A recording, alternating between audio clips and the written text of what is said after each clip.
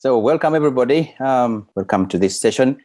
We are very glad that you are able to make it. And we are looking forward to having a fruitful discussion today about this topic, decolonizing academic space.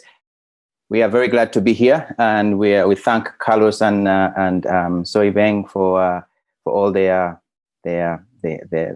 guidance and invitations and everything.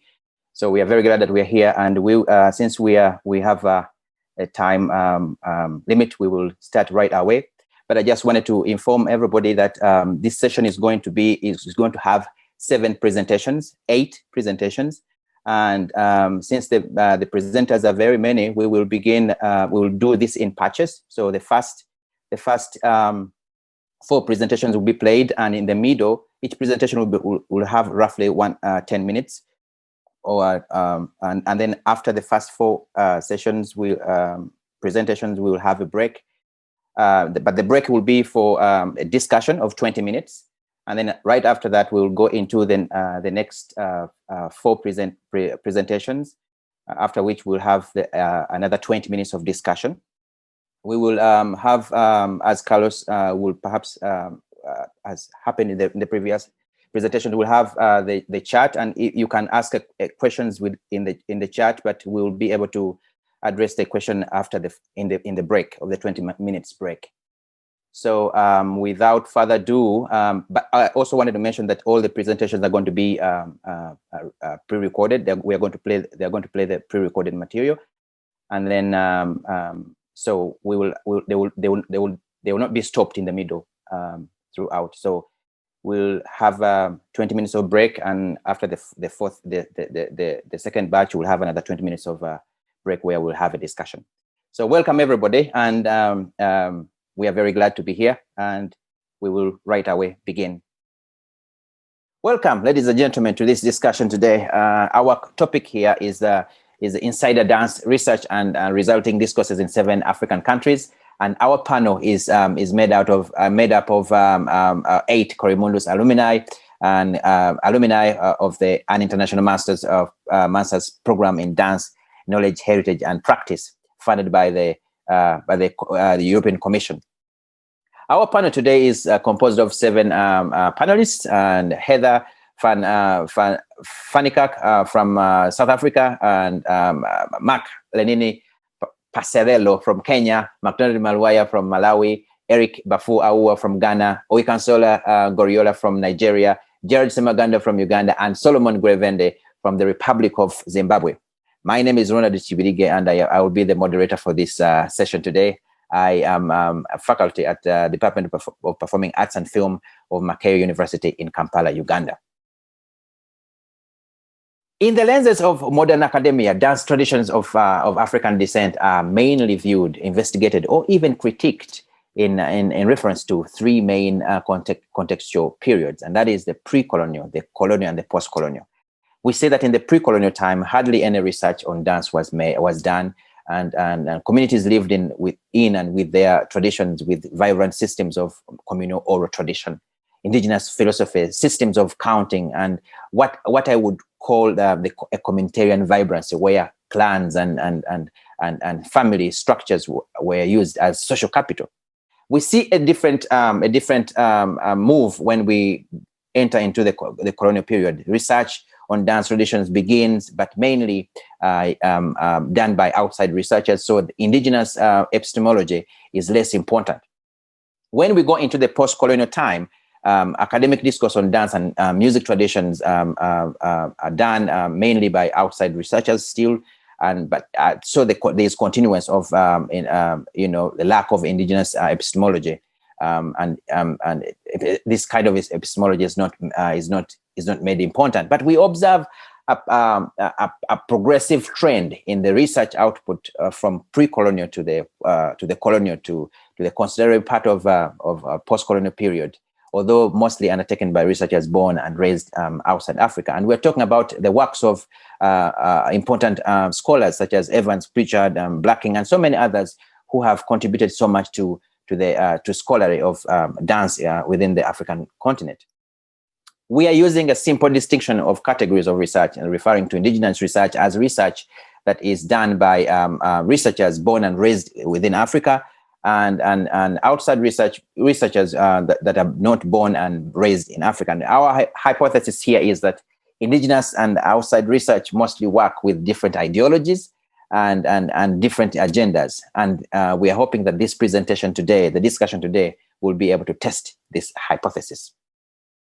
But before we go into the panel, the panel discussion, we'd like to draw a little bit of attention to this new article that has just come out in 2020 in the Critical African Studies journal, and written by Kringebach and Karin Planquet, entitled "The Dance in Africa and Beyond: Creativity and Identity in a Globalized World." It's a very interesting joint discussion forming a review of anthropological study of dance in Africa since the 1920s, which makes it actually a very good example for what we would like to discuss today in comparison between the two types of research that we are talking about.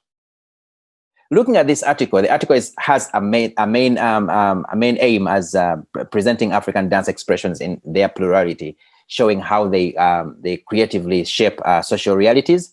And not only that, but it also seeks to seeks a better understanding of creativity and asks how this is conceptualized and realized in a diversity of choreographic contexts, both in and outside Africa.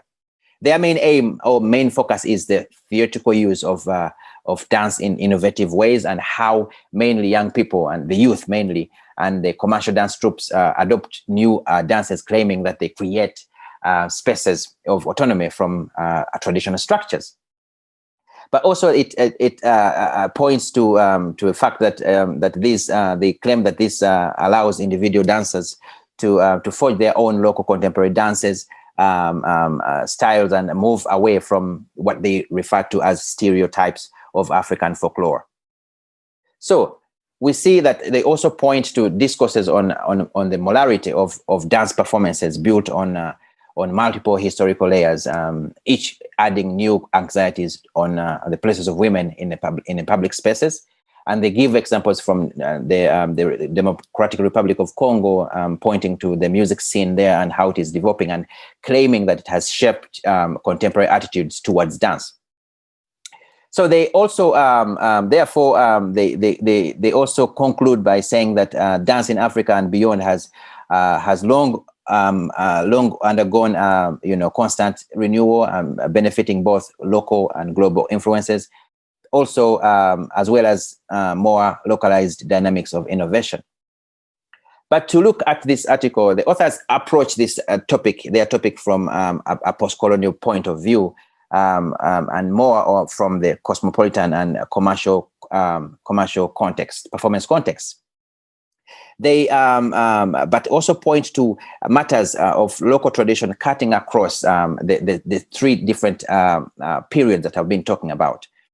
But their strategy and agenda is different from the fundamental functions of dance as an important vehicle for past and present social life in many rural communities of Africa, because there seems to be few voices arguing for other values of dance and other than the theatrical and the commercial and also performance-based creativity.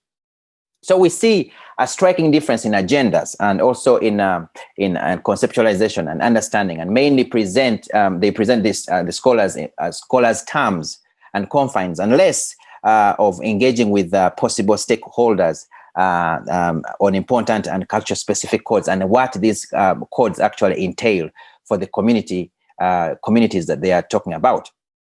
So what the question here is, what is important and to whom? What is important and important for whom?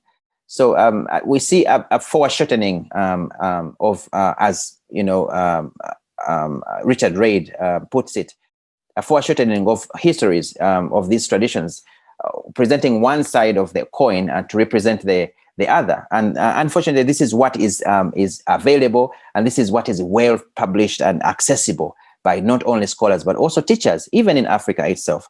So by this being very accessible, it becomes the norm, it becomes the normal, and which presents a little bit of imbalance because it's only one side that is talked about. So elsewhere, there's persistent generalizations and representation of some scholarly realities devoid of essential communal and culture-specific historical elements. Also detailed analysis, and by this I'm referring to both bodily and sonic elements, particular agendas and intentions of local enactments of such traditions and their functions today. And I share this sentiment with Udoka in his article of 2016. We see that traditions are put in particular and in particular formal academic confines instead of these confines fitting into the workings of the tradition.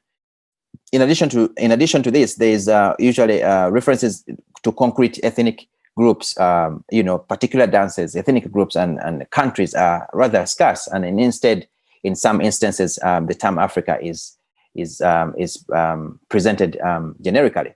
So scholars engaging with music and dance traditions from Africa need to understand what we refer to in Luganda as obuvo n'obuddo bw'obuwangwa bw'abantu, referring to the pros and cons of community and individual traditions.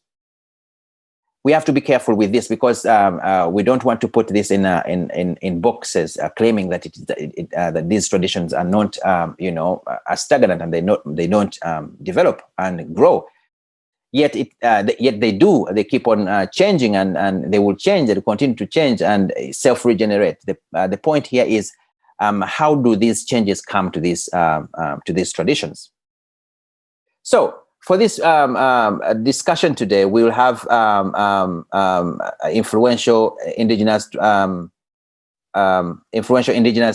researchers discussed their agendas, approaches, and understanding through a survey of selected scholarly works by scholars born and raised in 7 African countries. And the panelists will draw from and build on present and past discourses within 3 regions. That's the East African region, the West African region, and also the South African region. And they will navigate particular ambitions of dance academia in their immediate communities and countries at large. I must say here today that our panelists today are not only academic enthusiasts or researchers or dance educationists. They are also practitioners in their own communities whose experiences we will draw on to enlarge this discourse. So as you know, the sun starts from the east and goes to the west, which means that we would start from the Eastern African part of Africa to the west. But we'll not use this analogy here. We will start from South Africa with our first panelist, Heather van Niekerk. Please join me to welcome our first panelist. Thank you very much. Good evening, everybody. My name is Heather van Niekerk. I consider myself to be a sociocultural anthropologist with a specialization in the arts. Much of my research has focused on the interaction between expressive forms like dance and the spaces in which they are practiced and performed. I currently lecture in the music department at the University of South Africa, and I plan to do my PhD in urban anthropology next year. South Africa has a population of about 57 million people, 11 official languages, and a predominantly Christian population. South Africa's colonial history began in 1652 with the arrival of the Dutch VOC. The British took control in 1806 to 1961, and in 1948 apartheid began. The advent of democracy in 1994 could be argued to be the marker of South Africa's post-colonial era. The rest of this presentation offers a brief glimpse of my investigation into research and education in South African dance forms by African scholars. In coming to understand the scope of research in South Africa, I first looked at the universities that offered dance as a field of study. In this table, you can find 6 universities that offer some form of dance studies, although this list is by no means complete. In University of Cape Town, University of KwaZulu-Natal, and Tshwane University of Technology are the only universities that I've found so far that explicitly offer practical and theoretical courses in Indigenous African dance forms. So most dance studies programs are found within drama and theatre performing arts departments, So they'll have a more predominantly performance, movement studies, oriented programs. And some universities offer ethnomusicology, where one can choose to study dance, although this is not really all that common. South African universities are often quite flexible, however, especially at postgraduate level, where students can often build research around their own interests. So this will then make it up to students to choose to study dance, and would then also depend on who would supervise them. South Africa houses a number of journals where one can find articles on dance, although in most one would have to look quite hard to find the articles specifically on dance. In theatre journals, one would most commonly find articles on contemporary and stage dances, while in the music journals, one might find articles on Indigenous dance forms, usually with an ethnographic approach. There are also a few conferences where one can present dance research, with conferences being the most dance-oriented. There are 3 Goriola students so far from South Africa. Tabile Buthelezi was the first South African student, and Lindani Pomloma and I followed in the cohort after her. Some topics or themes of research by South Africans here. I've put it all together, and it's quite varied, as you can see. I've highlighted the topics to show what styles of dance the research is most commonly discussing, from urban or popular dance to art dance and Indigenous dance. The ones highlighted in yellow are topics where there are sources that focus on each of these dance styles. The popularity of art dance as a discussion point is probably as a result of the dance background of most of the published dance scholars, which is usually in contemporary dance. In an investigation of a sample of sources on South African dance, I have identified 3 agendas that seem to promote decolonization in South African dance scholarship. From the sample of sources I have chosen, the underlying agendas in each of them seems to me to be cultural identity, education, and change. I offer here the list of sources I selected, and as you can see, they encompass a variety of topics. I've highlighted these sources to reflect one agenda that seems most prominent in that source. However, I believe that all 3 agendas are apparent in various forms in each of them. I will briefly discuss these sources in relation to these agendas. Here I've highlighted Gregory Makoma's article, which addresses a very personal history. A lot of South African dance research tends to address the issues of change in cultural identity because of migration and urbanization. Much of Maxwell Xolani-Rani's research deals with this issue, like the one I've referenced here. And Patricia Opondo's article, Song, Gesture, Dance, reflects on how women have adjusted to new frontiers in performance contexts without neglecting the importance of symbolic forms embedded in Indigenous epistemologies. What is most apparent is the desire to define cultural identity for oneself, while also looking to others within a community to define the collective cultural identity. In a country where authority was incredibly prescriptive about cultural identity and race, South Africans have fought to question and define these notions for themselves. However, without neglecting the notion of the collective, which is also imperative to how one defines oneself. Education is a major focus of South African dance scholarship. Many sources that focus on education in dance focus on the importance of pedagogy in reflecting a more African-centered, inclusive practice. Lutz interrogates the act of decolonizing, which is, according to her, the act of interrogating racism, sexism, and class discrimination.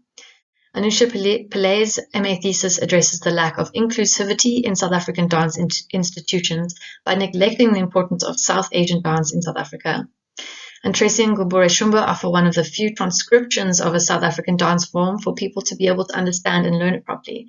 And Lewis and Zaidi tried to find viable African-centered alternatives to vocational training of South African dancers. One cannot neglect the contributions made by Mugovani to decolonizing music and dance scholarship. Much of his research focuses on the changes that need to take place in academic spaces to reflect communities and their music and dance cultural practices better, especially in the use of language. One of the many important points that arise from his discussions is the total reliance on Western experts who, despite many years in the field, misunderstand and misrepresent certain cultural practices. Mugovani and Mapaya ask the reader to investigate the attitude of early scholars towards African existence. Using terms such as chief's kraal to describe royal dwellings is, as Mugovani and Mapaya put it, inexplicably disturbing. So to conclude, much of the research on South African dance forms reflects the diversity of the country itself and the diversity of interests of dance scholars. There is something virtually on every topic, but there is not enough. This is as a result of the lack of African dance studies available in universities. Out of 26 public universities and technikons, 4 explicitly offer studies in African dance. I do suppose that it is easier for institutions that offer dance studies before apartheid to transform their existing curriculums than to expect departments to offer entirely new disciplines, but this needs to change. Addressing the extreme imbalance caused by apartheid has led much of the research to focus on how to address changes in cultural practices, how this affects people's cultural identities, and what role education plays in addressing these changes. Thank you. Good morning, my name is Mark Lenini Parcelelo, and I'm a PhD student at Memorial University of Newfoundland. I'm going to review the Kenyan Dance Scholarship, and starting with, I'm going to talk about a little bit about myself. I'm a Kenyan citizen, graduated with a Bachelor's of Music from Kenyatta University, then proceeded to do my Master's with the Gwerevende program between 2018 and 2020. Then now I am doing my ethnomusicology PhD at Memorial University of Newfoundland. A little bit about Kenya. Kenya is located in East Africa, has 47 million people according to 2019 census, and we have 43 main ethnic communities. Approximately 70% of Kenyans are Christians, 25% are indigenous religion, do practice indigenous religions, and 6% practice Muslim.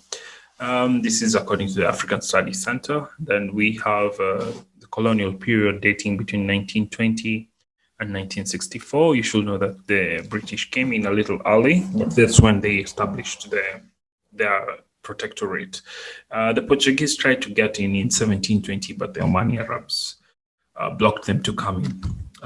Dance education and research. We have Kenyatta University, we have Kabarak University, Maseno University, Polytechnic University of Kenya, and Daystar University. These are just the main universities that teach music.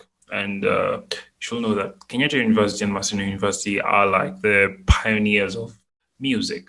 And they have produced scholars like Professor Rosomondi, Professor Nyakiti, Professor Jane Kidula, Dr. Gitonga, Dr. Mateshe, all just to mention a few, Professor Patricia Opondo. So they have this practical music section that they teach Western music and also traditional music. And in the traditional music is where they examine traditional music playing and also traditional dances, performances, which is a core part of their curriculum. And from the Gwerevendes, only 2 students have been trained so far in ethnochoreology, Dennis Kioli and myself. Main research topics that you will see that these natives scholars have been writing on, they're talking about performance, transmission, and identity. And this is just a picture of a place called Bomas of Kenya, just to mention that it's a place where we have an auditorium for a troupe dances all the communities of Kenya. It showcases the cultures of Kenya, has the hearts of the villages, how they are in the different parts of Kenya, but now in one space, which is in Nairobi. Transmission, identity, and performance. I've picked a couple of articles here to showcase that. We have the researching of Kenyan traditional music by Melitas Wanyama. Then we have the dance as a means of cultural identity by Wanyama too. Kiviora talking about Mugithi dance, and then Wasamba Sihanya, what do Kenyan artists get for their skill? And then we have Kidula, cultural dynamism in the process. Then we have Kirukahive, music and dance in East Africa. This is just a couple of the articles that I chose in books. So Melitas Onyama talks about the issues of transmission in dance in Kenya and how it has changed form over time, and the reason why they have changed form over time. Other issues include dynamic nature of the form and structure over time. Then we have Githiora talking about Mugithi, which is popular dance among in one community in Kenya, and it has been transformed and put into different spaces, which are hip hop music and also in entertainment spaces, which include parties, weddings, and all that are not related to the community that this Mugithi originates from. He discusses the traditional and the new-fashioned Mugithi dance. And then we have Kidula describing the music festival, Kenya music festivals, which are very important to the dance scholarship.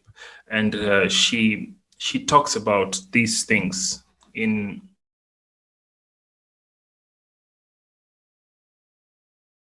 yes, and we have Kidula, who is an ethnomusicologist. She talks about Kenya music festivals and what happens in the Kenya music festival. She links it to the British Federation of Music Festival and talks about and discusses a lot about the performances in the music festival, which include music and dance, and mostly my focus here is in the dance.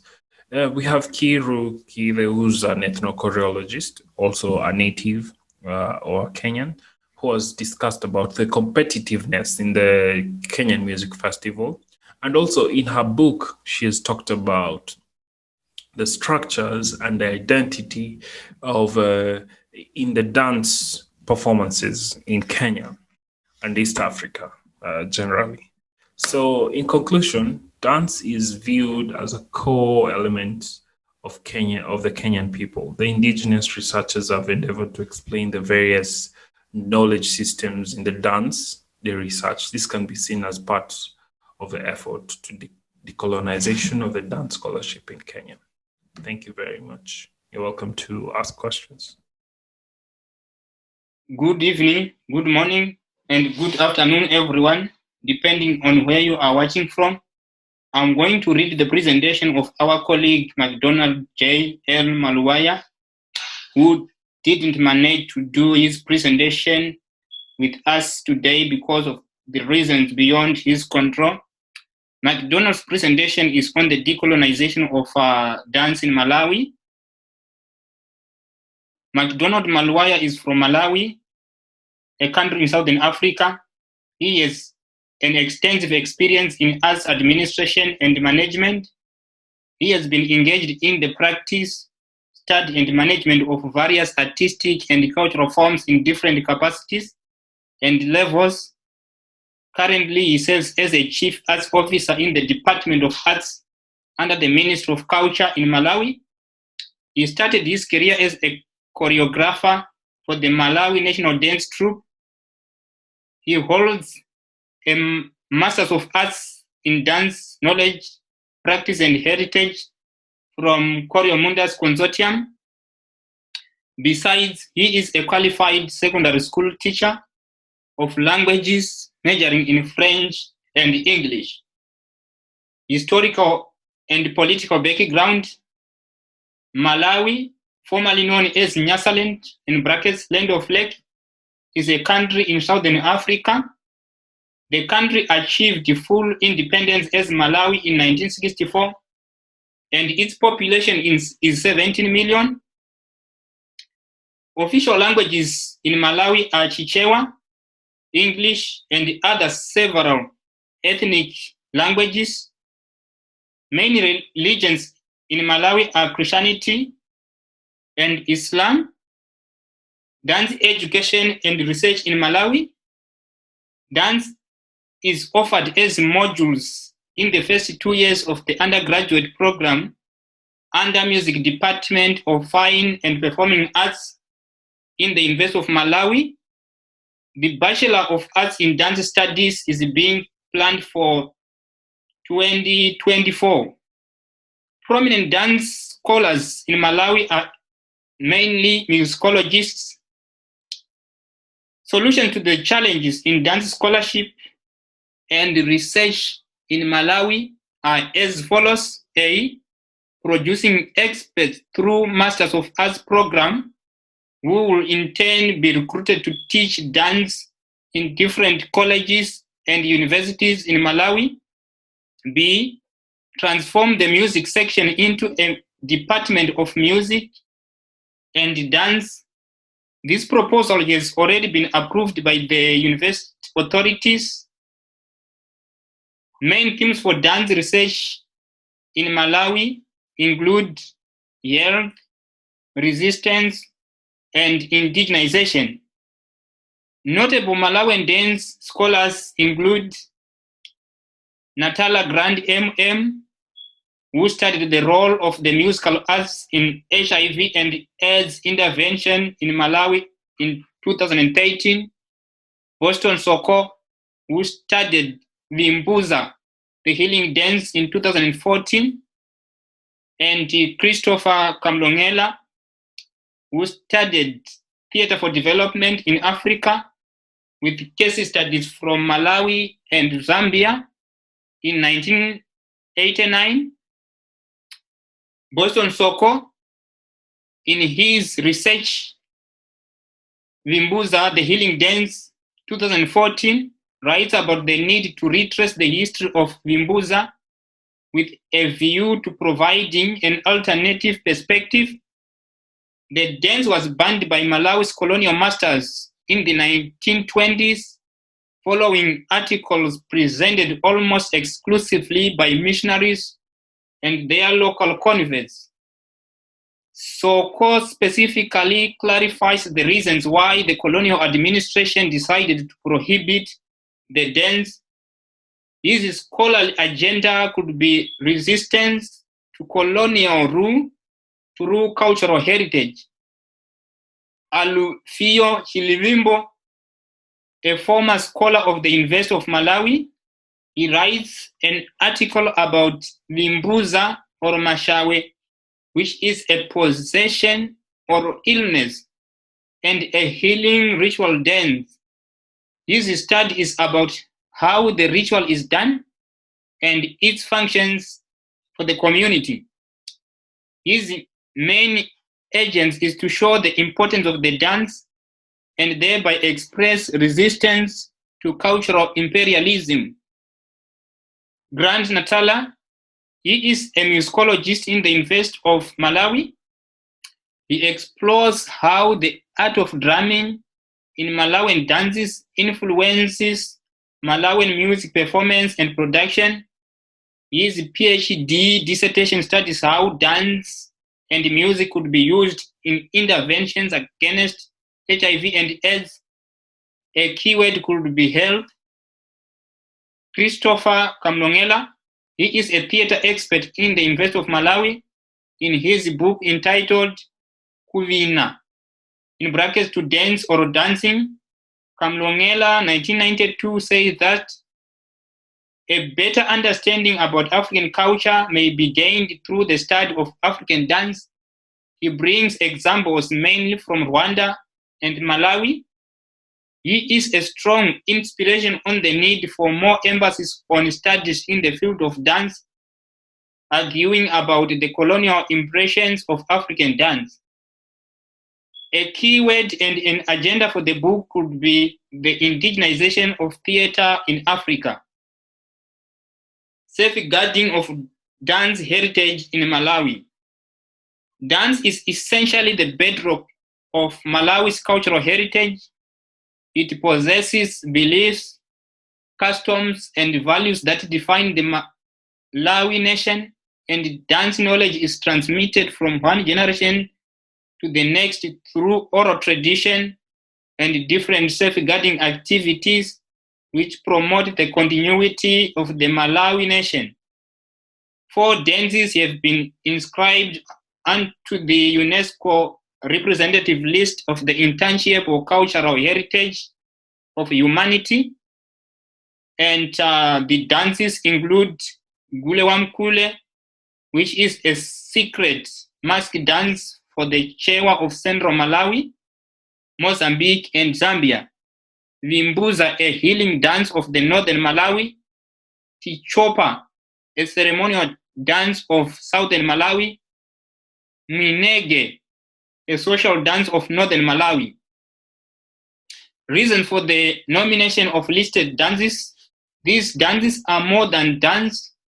They include songs, bodily movements, and playing of music instruments. The dances are social activities that stand for Malawi's identity and the whole fabric of life, in brackets, beliefs, customs, and traditions. The dances also stands for resilience against colonial suppression and provision of social cohesion and communality. Conclusion: I believe that there is need for aggressive civic awareness to attain mindset change towards dance among the populace. Luckily, mindset change is the present government's agenda to achieve meaningful development. I agree with the observation that most Malawians tend to undervalue dance, particularly traditional Malawian dance and music. There is a general feeling of associating it with little education, little technology, and traditional values of living a rural traditional system. And this is according to Gwerevende 2019. I presume such negativity stems from the colonized mentality or mindset, which has been passed on from one generation to the next. And until we decolonize our mindsets, it will remain a big challenge to achieve our goals. Thank you. Zikomo. Thank you. We're sorry that our presenter from Malawi couldn't make it, so his presentation was read by Solomon. But now we have we have had 4 presenters, actually 3 panelists. We have 20 minutes for any questions or any interaction or reactions, or that we can before we go to the next batch of presentations. You can write in the chat, and we will see if there is any question in the chat. But we would like to open the floor for everybody if you have any questions. Yeah, just maybe to get back a little bit to the main topics that have been presented by the different presenters. We have had from South Africa the main topics there that are presented by the indigenous researchers: cultural identity, education, and change. And we see that same of this in Kenya, where there is transmission. Dance transmission and knowledge transmission, identity and performance.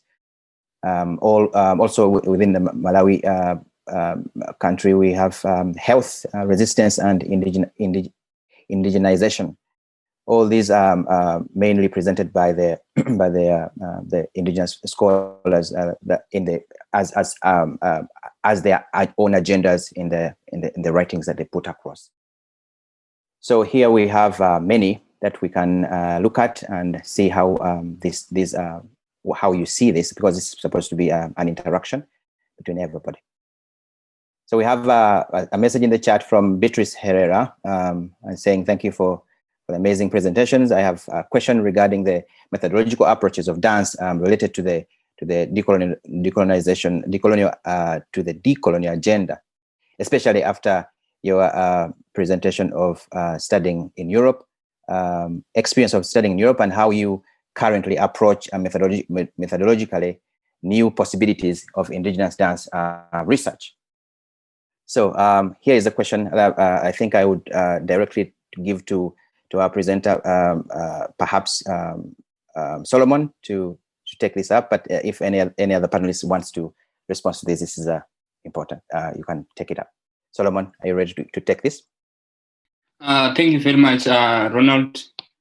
I think the methodology or the type of approach that characterize dance research specifically in Southern Africa is ethnographic fieldwork.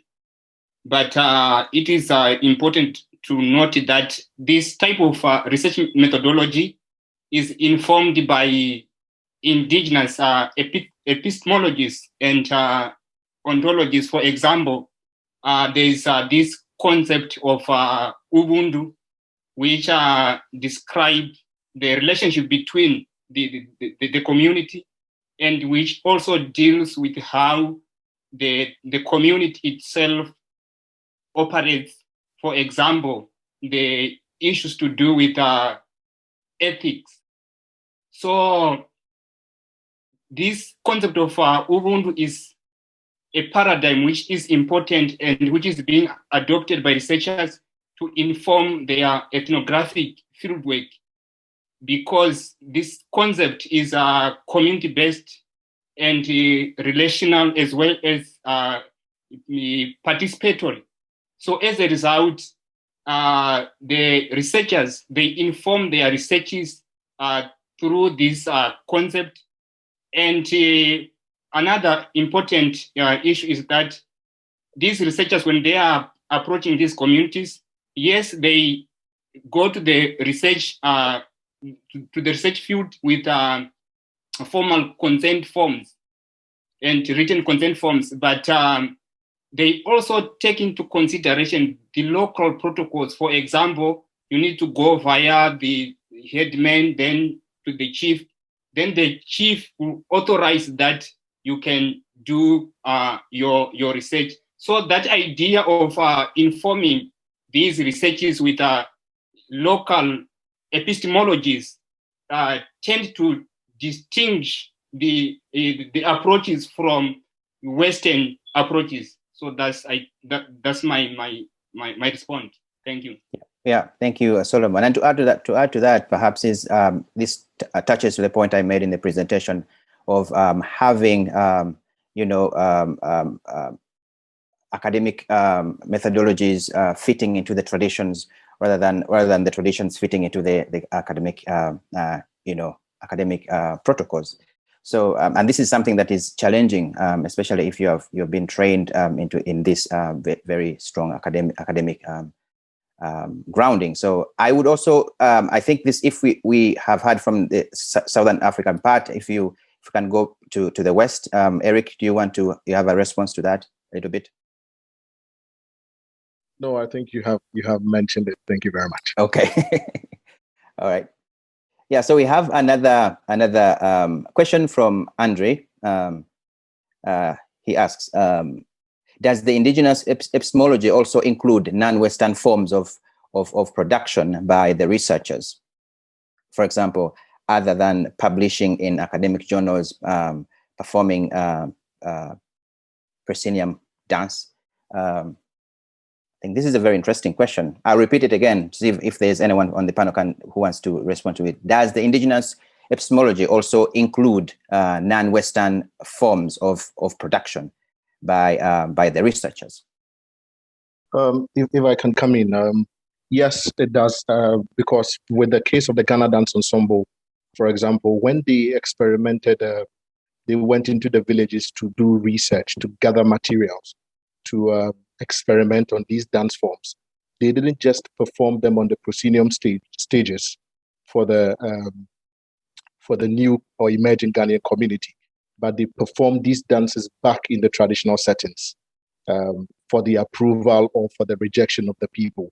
So all of this adds to the understanding of the indigenous epistemology, I think. Yeah. Thank you. Yeah.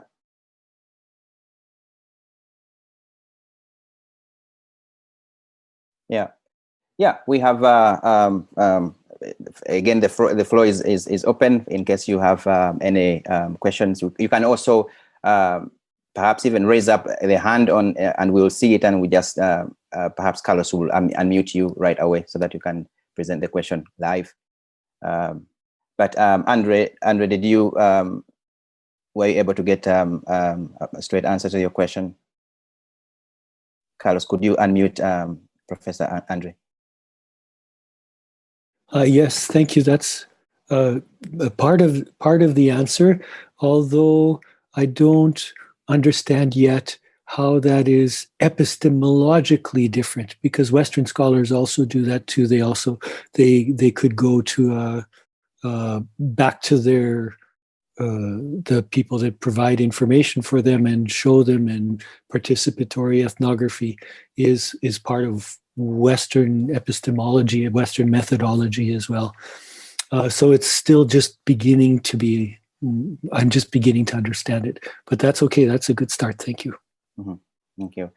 We have another question from Professor Judy. Professor Judy, you can ask directly if you can unmute yourself.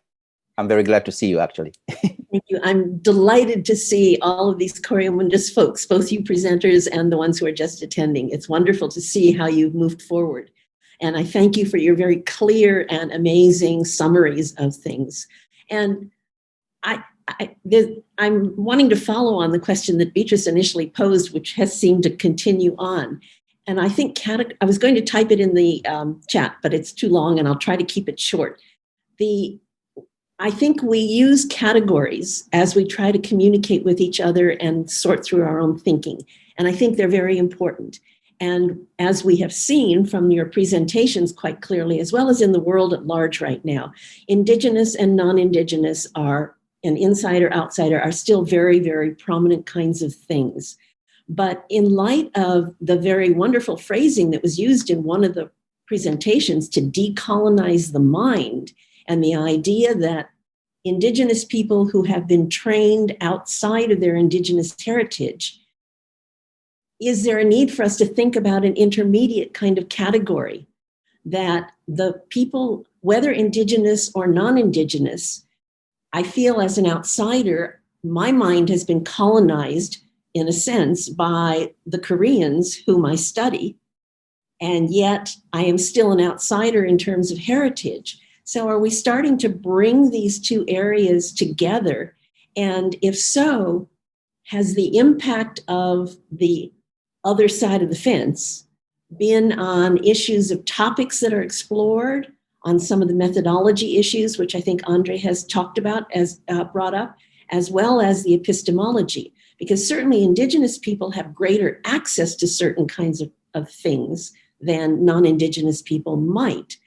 But the ways of thinking about them and of doing the research, how has that impacted those of you who have been trained now outside of your culture? And do we need some kind of intermediate terminology, category, or way of thinking about this dichotomous thing? Yeah. That is a very interesting question. Thank you very much, Professor Judy Van Zyl. I will let the panelists come in here, but I think this is a very good question, pointing back to the agendas again, and also to the idea of finding a middle way, because there are already systems that are already in place. We have been educated in a Western education system, but also there are also Indigenous people that have not even gotten any form of education that we interact with in the process of research and the process of presenting the material. And so it is important to look at this from both sides and see, for example, if you did research in Korea, in one way or another, you were, as you said, you're being colonized in the process, even though you were an outsider. So I'll let this to the panel and see if there's anyone who wants to respond to this. But this is a very interesting one. Anyone on the panel? Thank you, Professor Judy. From my perspective, I'd like to say that studying in Europe and studying in Korea Mundus was beneficial in terms of shaping my scholarly work in terms of tools, how to manage the tools in terms of when we come to analysis.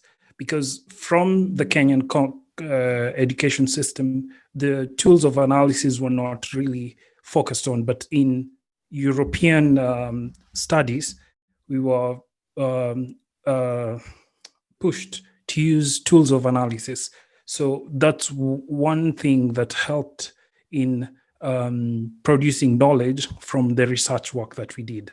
And most of my, or if not all of Coromundus can say this, that the tools of analysis in terms of dance analysis have been very influential in our scholarly work. Yeah, thank you, Lenini. Yeah, any other reaction from the panelists? Thank you very much. My experience is that before Coriomundos, I thought that dance is an appendage of music, and after Coriomundos, I realized that dance is an important component within indigenous communities or in a different indigenous context. So, as a result of the knowledge which I got from Coriomundos, and according to the research which I did among the Venda people in South Africa, I see dance and music as components of a specific cultural event, and there's no need for us as scholars to separate the two, because these are just components within a specific system. So I see dance as a holistic phenomenon, or as a holistic cultural product. Mm-hmm. Thank you. Yeah. Professor Judy Van Zyl, you want to add to that, or you want to? No. Okay. Yeah, we have another. Your points of view. Yeah, we have two hands, and one is by Beatrice Herrera. Please unmute yourself and ask. We have 8 minutes to go, so please go ahead. Yeah, hello everyone. I just have a brief comment on how we like this space to talk about decoloniality also makes us think about how we use the terms of coloniality and decoloniality. And in the similar way in which there's this big critique on how racism cannot be inverse racism, that, inverted racism doesn't exist. I think that we also have to be very, careful on how the term coloniality refers to a wider system of violence and oppression. And I am not sure, and I would love to ask if the panelists would agree that if you consider that coloniality doesn't operate in an individual manner, but as a whole systematic process, and then how then would we consider a researcher being colonized by the people that he is interacting with? Yeah, thank you very much, Beatrice. And this is also a good one. Actually, I think it is hedging into what Professor Judy Van Zyl was talking about, and also relating to what MacDonald Maluwaya was talking about, decolonizing the mind in the process. So I will let this to the panelists again. Anyone on the panel that wants to respond to that? I will try to respond a little bit from the South African perspective. And I just, what has been really interesting in this process for us, and we've been having a lot of discussions since I think October, every week, just coming together and going over all of this together. And what's been really, really quite interesting. And you will see in the following presentations the importance of education, and how I think, and especially from the South Africans' perspective, where, like I said, apartheid really had an effect on creating an imbalance and sort of perpetuating and even worsening a lot of the oppression and separation and that occurred as a result of colonialism, and it just made it race and all sorts. And I think so much of what South Africans is actually just trying to question and go and not even really knowing, and having to come to realize how much of our education is structured in these colonial systems. And this is why education comes up in almost every single one of our these agendas that all scholars are going, how do we dismantle this? How do we get around this? What do we do? What is an Indigenous epistemology? It's just completely the real removal of that and the destruction of that. And that's also why there's the discussion of cultural identity and like all of these things really just going like, we don't actually know anymore. How do we now go back and figure this out and find this out and trying to figure out what does it mean to be African centered and we'll see more with discussion around Ubuntu and how I'm trying to figure out, what the collective and going to oral tradition and all of these things that actually like, I just, especially from the South African period, we South African perspective, we don't know yet. We're figuring it out. All the research is just trying to figure it out, and it shows how destabilizing and just destructive that the colonization really has been.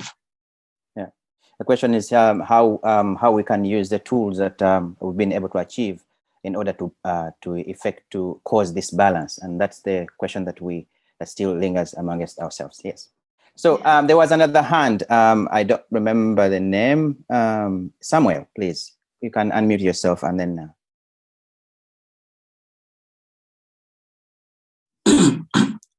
Can you hear me? Yes. Yeah.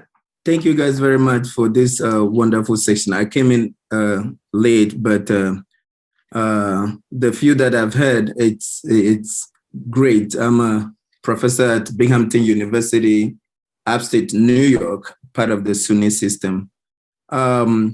So I just wanted to add a few comments, not a question, comment to what Professor Judy said. The idea of decolonization, like what it is, we have to think of it how do we think of it in a context of dance?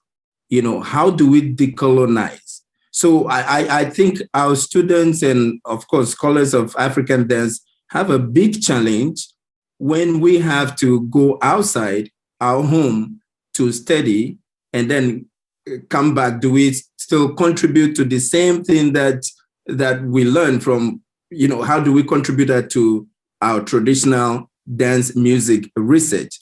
Are we sort of colonizing it again? Or what are the process? I think what I mean is, by what process are we doing this decolonization, and how does it affect our dances? Because we go outside, we learn the theories, and we come back, we have to find a way as Africans to apply these theories that it's in a way attractive, or to kind of reinvent or reenact the traditional dances we need to project. Now we have a fundamental problem. One, we have to be willing to break the rules.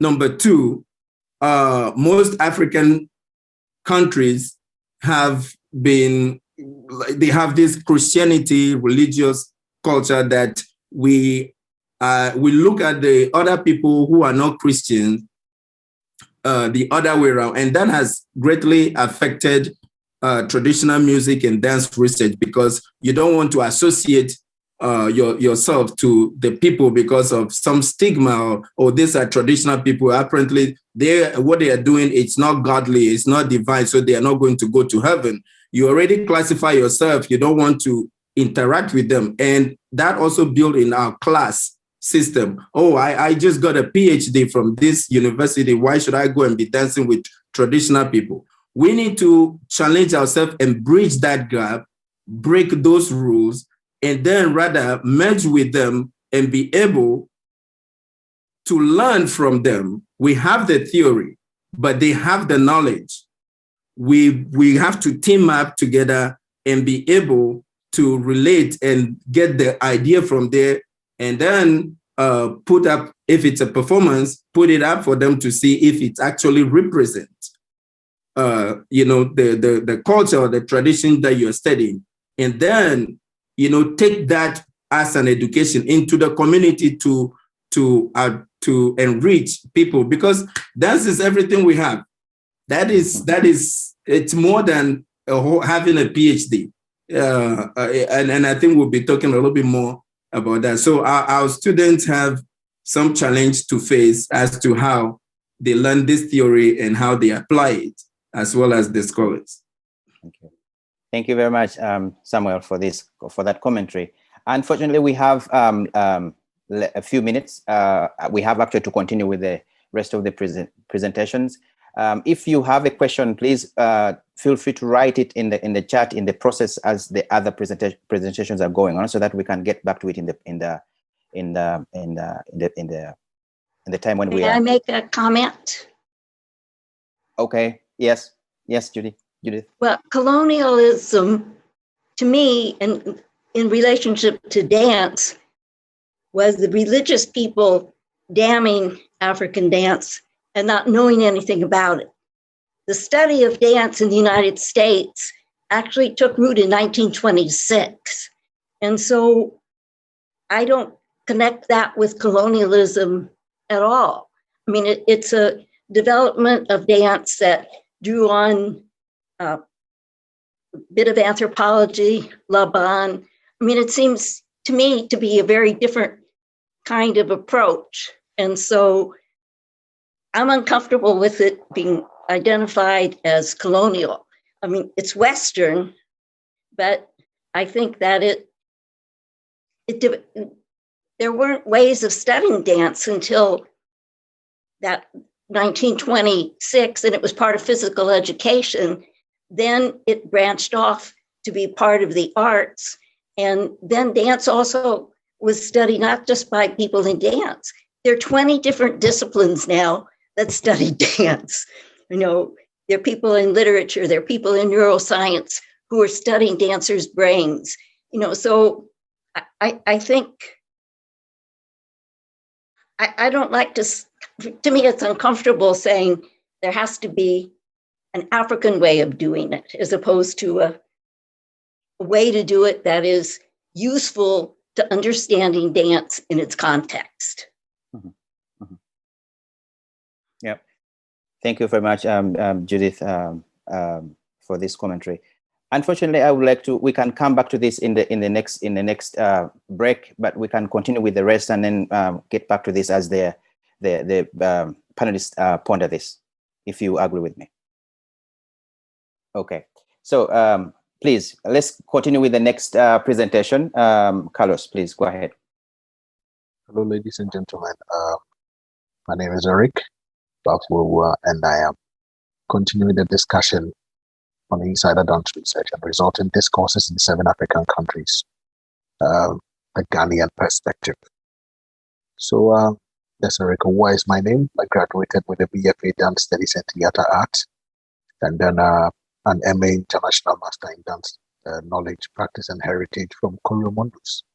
At the time of this discussion, I was employed at the University of Ghana, but now I am actually pursuing my PhD in cultural anthropology at the University of Alberta. I graduated from Coromandus. I was part of the first batch, graduated in 2014, and I have many dance interests that I'm pursuing right now. So the decolonization agenda, before I start, I need to give you a little background of Ghana. A population over 30 million, over 30 indigenous languages, and then English, because English was not our first language.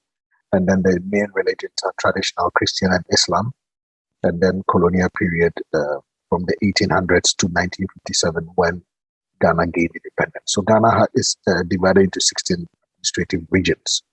Now, the decolonization agenda for me started from the time Ghana gained independence, and can be seen in the Ghana national flag, which has the red, gold, and green, and then the black star, the red representing the blood and toil of our fathers who fought colonial occupation and domination, imperialism, to win us our independence. The yellow representing the raw materials, the minerals that our land is rich of, which made it gain its name, the Gold Coast.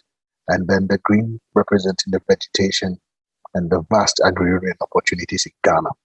Now, the flag represents this kind of authority and kind of autonomy Ghana, like in many other African countries, are trying to gain in this new colonial era. We are still fighting. So we are still in the red phase. We have the resources, we have the brains, we have the indigenous knowledge systems that account for the resources, yellow and green. And then we represent, or we are part of Black African race. So dance education and research in Ghana officially began when the Institute of African Studies was created in 1961-62. And from it came the Ghana Dance Ensemble, which is a very important dance company that had as its honors to go into the indigenous regions and take these dances from there and come and recreate them for the proscenium stage to represent or to give new life to the indigenous music and dance practices as they went down in the indigenous villages or rural places. And then this moved into the School of Music and Drama and Dance, and then subsequently to the School of Performing Arts, under which we have the Department of Dance Studies.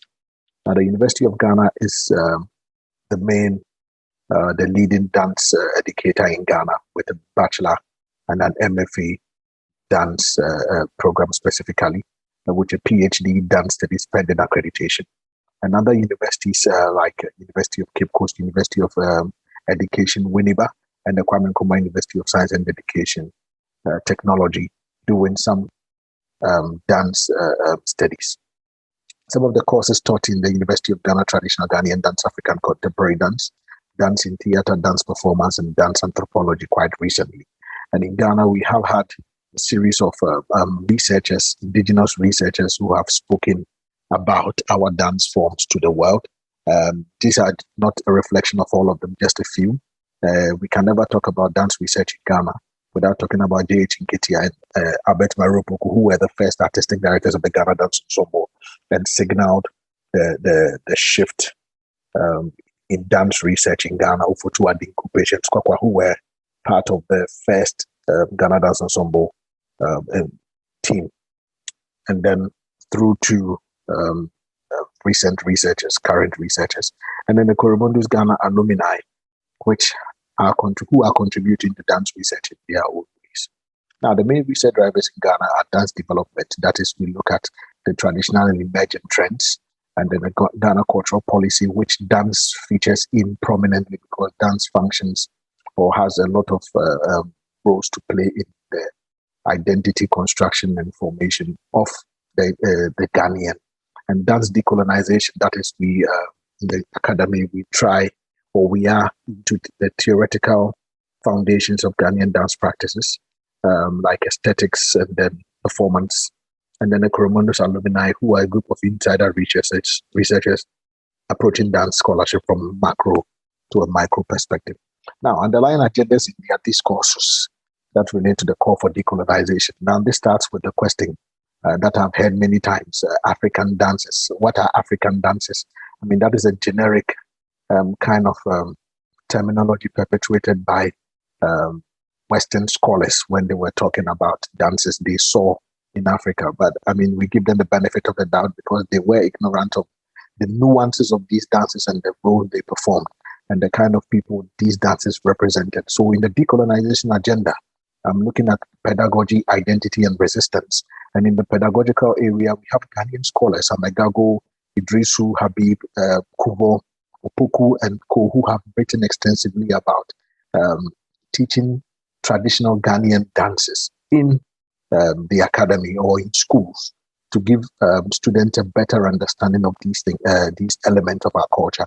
And then for identity, I refer to Opoku, Baropoku, and Pascal Young, who have also done good, extensive historical work on some selected traditional dances that gives any learner the foundational knowledge about these dance forms and how they function in societies. And then the resistance, under resistance, I talk about emergent scholars or scholarship that is talking about, or that looks at the evolution, or yes, the evolution of these dance forms and how they are used in this 21st century or by emerging generations. And this is rather very important because it is crucial to understand how these dances, indigenous dances, have created a room for new people to understand themselves or their people through their perpetuation or propagation of these dance forms. And then, so towards the decolonization of dance in Ghana, we propose a communitarian approach.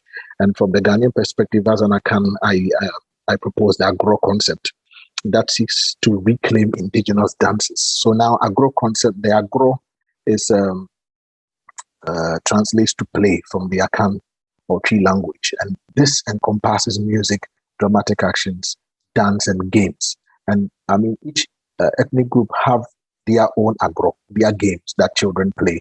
And within these games, where children learn to assimilate rhythm, they learn to assimilate movement, and it becomes a diacritic exploration of a community-centered approach to dance analysis and research. And we are proposing that if we are able to look at dances from these fundamentalist points or departure points, we will get to understand how these dances become embedded in our developmental process from childhood. So therefore, research, it's obvious that researchers from outside have covered movement as separate from music and dramatic action. But agro here is proposed as an indigenous identification system rooted in Ghanaian African philosophy of communitarianism. It stands as an agency that accommodates spiritual, social, linguistic, and indigenous knowledge systems as paramount to artistic knowledge functioning and propagation. And then it is particular about, it gives us, any researcher, the opportunity to explore movement systems and how they are related to music and how dramatic actions even adds to that understanding from an insider perspective. Because as an insider, if I look at an agro like Ampe, Antuachiri, and all these indigenous games, I learn music, musicality, timing, and movement. And then agro can be translated into other ethnic languages in Ghana, and one will find close similarities that can help position dance research in community-based context.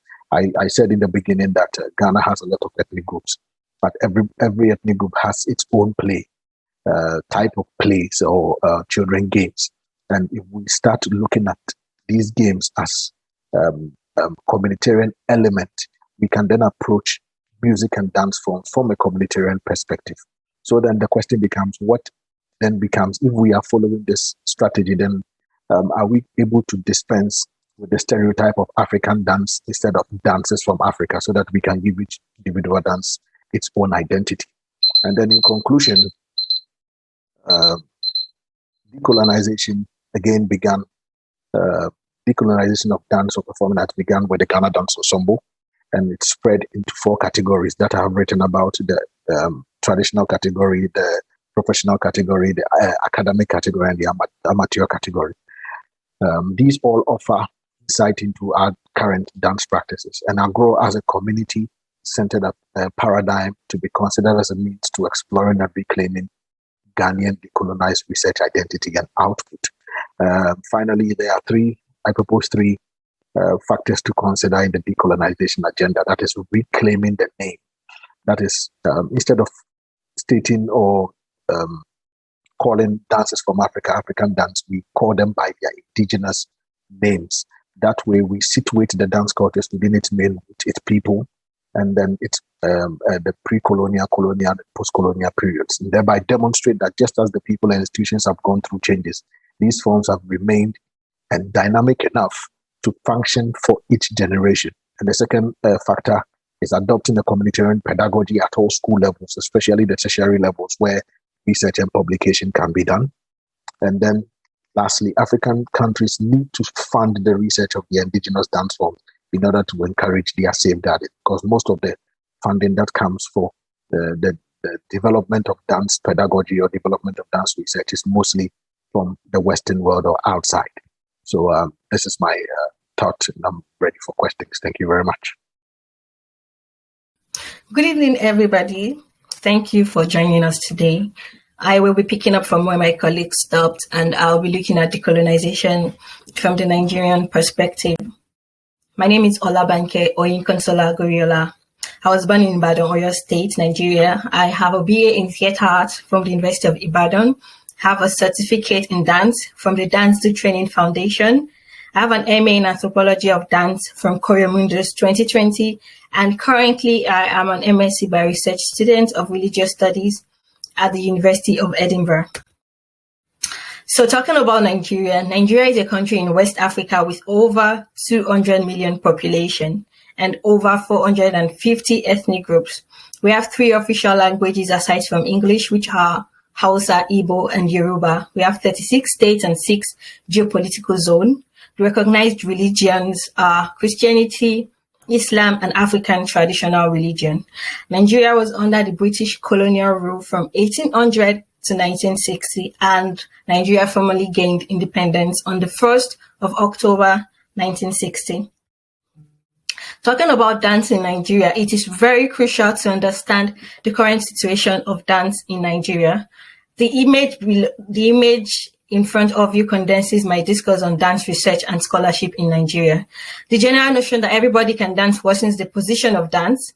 However, this does not mean there is no level of professionalism in dance, even at the traditional level.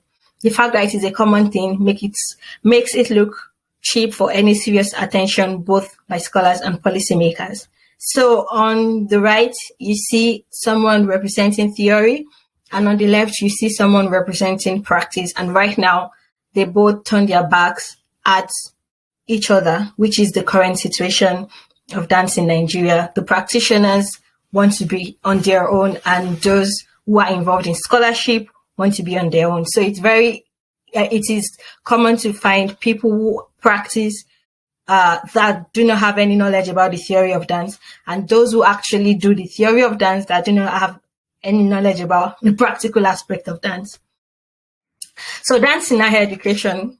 Right now in Nigeria, no single department of dance in Nigeria, and dance is still studied under the theater or dramatic or performing arts or music department of our universities. And none of these departments award a bachelor's of art degree in dance. Some dance companies in Nigeria will focus only on practical Society for Performing Arts of Nigeria, SPAN, the Dance Training Foundation, Q Dance Center, and Moderator Dance Company, amongst others. And in front of you are some of the universities that offer dance courses in the Department of Theater Arts or Dramatic Art or Creative Arts. Dance research in Nigeria. To understand dance research in Nigeria, it is important to know how dance found its way into theater.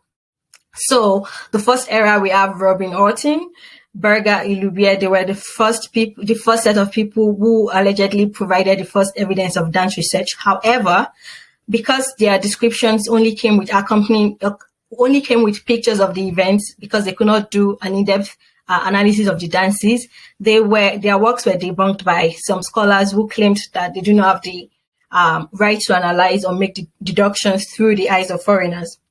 Then the second era, we have a South African, Peggy Harper, who although was South African or African, was still considered an outsider because she was not indigenous. And when I say indigenous, I mean Nigerian. So she came to Nigeria between the 1960s and she left in 1978. But while she was here, she partnered up with a filmmaker to do an in-depth documentation of dances in festivals, because she wanted to contribute something significant to the dance scholarship. But because she was trained in classical ballet and Graham techniques, she received backlashes that her dance creation lacked rhythm, unlike the Nigerian traditional dances. So after that, some scholars who were trained in theater arts, fine arts, music, history came to Nigeria, and they also tried to analyze dance from the layman perspective, but they couldn't because they were not equipped with the necessary apparatus as a dance scholar. The third era sees the Festac 1977, where a conference was held to discuss Nigerian dance in general, and papers were presented in different areas of Nigerian dance. However, before their plans could come into fruition, some of the scholars who wanted to contribute died, and by that way they could not do anything with regards to dance scholarship in Nigeria. Then we have some non-indigenous scholars such as Georgiana Gore, who came to Nigeria in 1980 and started dance studies at the University of Benin. Then gradually indigenous scholars such as Omofolabo, Fildema, Chris Ugolo started shaping the face of dance research in Nigeria. Some of the indigenous scholars who influenced dance decolonization in Nigeria are Arnold Udoka, Peter, Azaki, Ugolo, Akinshikbe, and currently the Korimundu students are an alumni, which I would explain later. Agenda and themes and methods they use to decolonize dance in their discourses. So first one we'll look at is pedagogy. So in the articles, they talk about pedagogy, and we have more articles, but just to cite an example of what they talk about, we see Akishikbe, who talks about dance studies in the Nigerian university system, or dance in Nigerian primary school, or the choreographic structure of Yoruba cultural dances. In pedagogy, they say decolonization starts with taking dance as an art form out of the Department of Dance, Music and Performing Arts, which means dance should have its own spot as a department. And through that, they have to create a department of dance, or there should be an establishment of dance curriculum on documenting and publishing of dance, getting expert and indigenous knowledge of Nigerian dances, and then scholarship and funding, and then teaching Nigerian dances in dance department from an insider's perspective, because that is the only way to decolonize what outsiders have written about dance. Because right now, you see outsiders talk about African dance, creating this notion that Africa is just a country, forgetting the fact that there are different countries in the African continent. So to do that, it is important to have an insider perspective of the indigenous dances. Then the next way is indigeneity as a means of identity. What do they say about this? They say that traditional dances should be seen through a holistic lens to promote indigenous knowledge systems and identity. Unlike Western way of dance or performance, music, dance, and ritual or drama cannot be separated, because that is what we are. That is who we are, rather. So to decolonize the Western perspective of dance, it is important to have an holistic lens to promote our culture and identity. Also, indigenous terms and concepts should be maintained to promote the whole essence of the culture, which is extremely important. And we can see that in some of these scholars' articles, where in cases when they want to talk about ethnic dances, they stick to the term without having to interpret or translate it. For example, in Akishikbe's Dance in the Yoruba Family Rite of Birth, he uses different indigenous terms, and in fact, even when trying to use accentuations, which is a very important aspect of the Yoruba culture or the Yoruba language. Then the last one is sustainability and resistance, which is where the Korimundu students and alumni come in.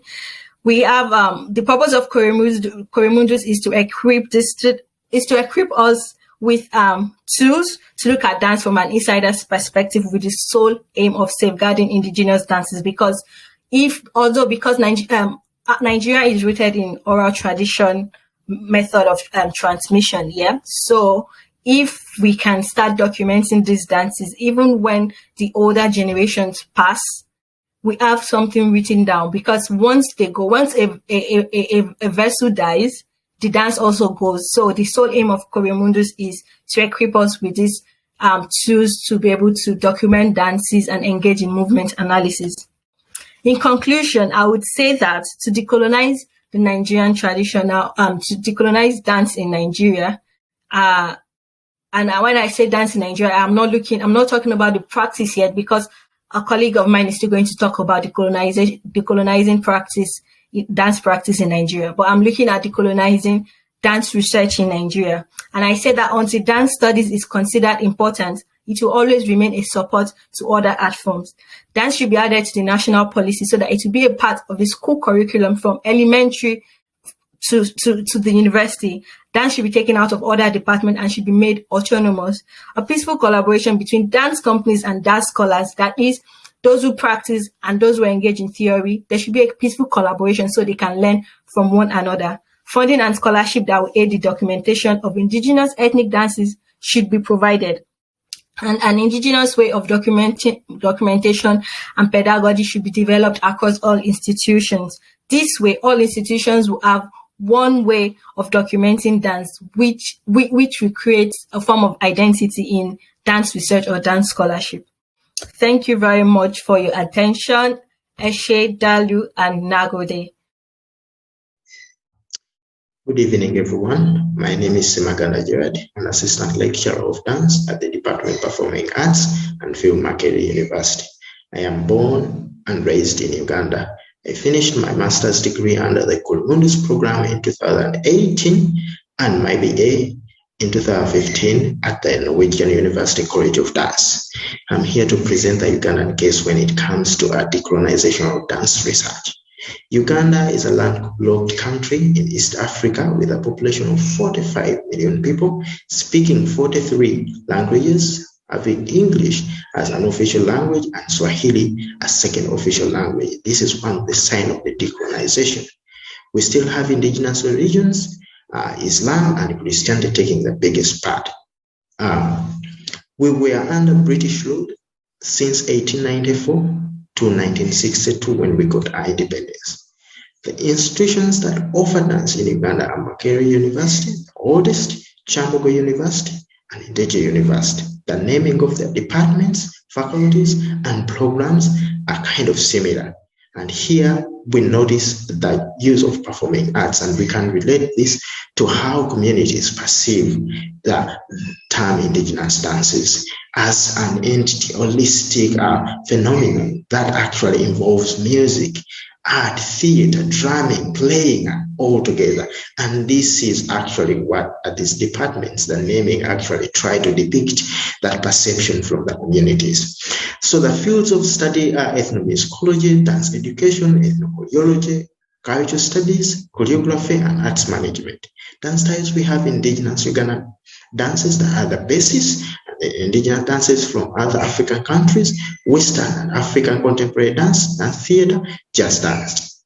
Scholars who have written about dance are Serada Moses, the very first one who wrote and applied notation on African dance drumming in 1968.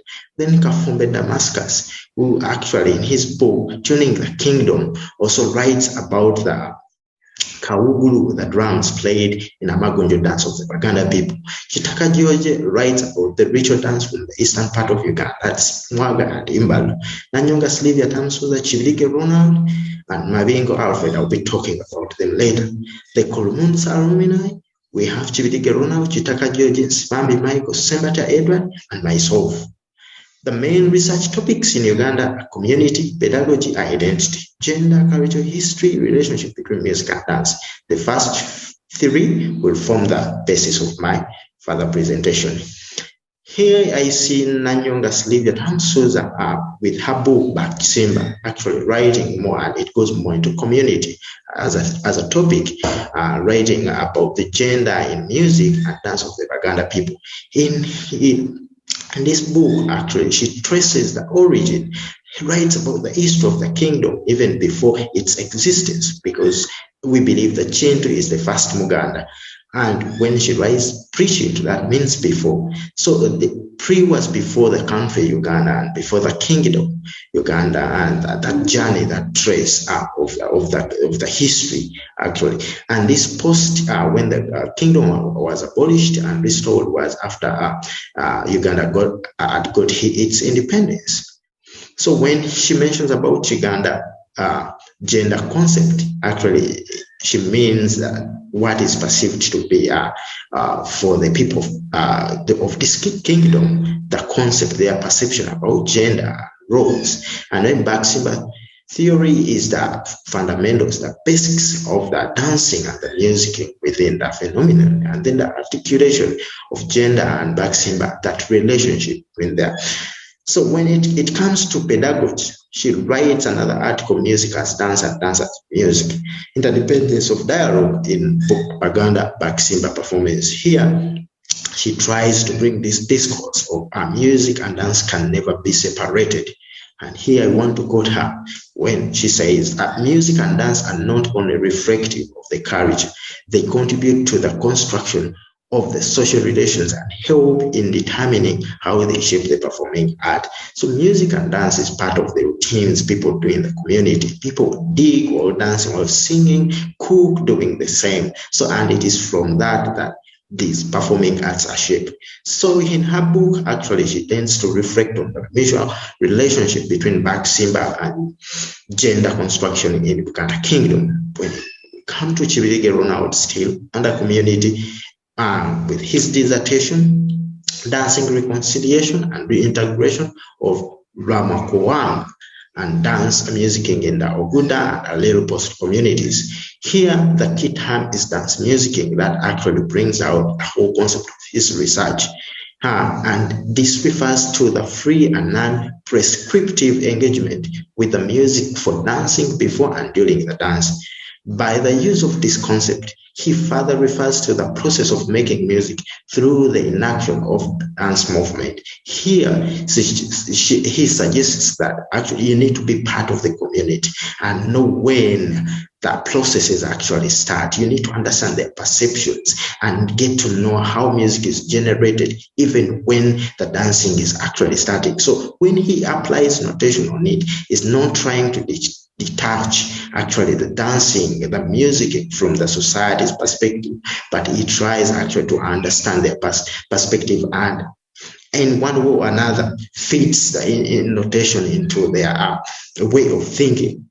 And when it comes to identity, then we have this article of different teachers actually reflecting about their lives and how community has nurtured them with different experiences, or also to still believe that they're indigenous teachers, dance teachers within this colonial legacy, their formal education right now. And here I also quote a statement in it saying, participation in communities of indigenous dance practice provided unique experiences which converged to form and inform our teaching trajectories. So here the point is that we from the communities, we've been nurtured differently, and the pedagogies we get from the communities actually are what identify who we are at the moment. So with his dissertation, he tries to develop notation theory to analyze movement based on traditions in East Africa, and with identity, which we try to shape academic theories and methods to fit into local traditions and the other way.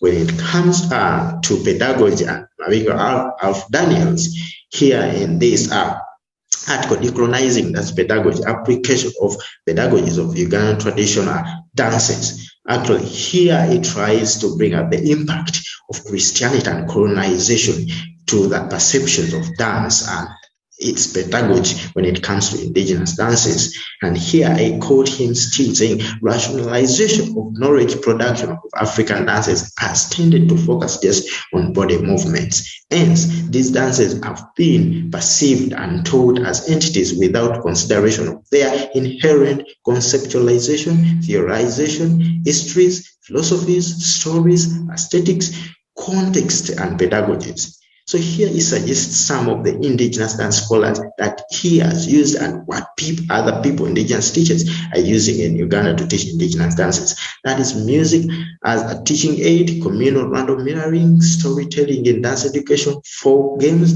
as warm-up exercises. And in this other article, actually further takes a music perspective and say music as pedagogic tool and co-teacher in African dances. He actually took an interview or a research and interviewed 7 indigenous dance teachers from non-academic institutions, and he was trying to know how they perceive music and how they use music. And some of them say music is actually the songs, is the body percussion, is the mnemonics, actually the whole sound that comes from the phenomenon is the music. And they say through that music that they provoke learners to individual and communal embodied experience, question, abstract, experiment with concretize and conceptualize kinesthetic and externalized movement knowledge and skills of the dances. And with him, the agenda is to incorporate these indigenous dance pedagogies in formal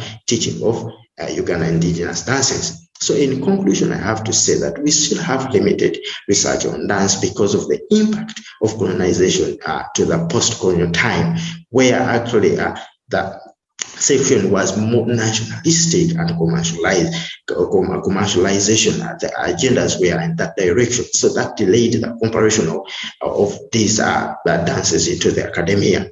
But for now, as we've seen, all these scholars are from the same region and writing most about their regions. So we need to encourage collaboration, since most of them are ethnomusicologists actually, to write and collaborate with the scholars to write more, bring in that micro perspective of the dancing itself from this. And I thank you. I'll stop here and enjoy the pictures. This back Simba dance on top and the Ramokowang dance below. Thank you so much. Thank you very much, everyone.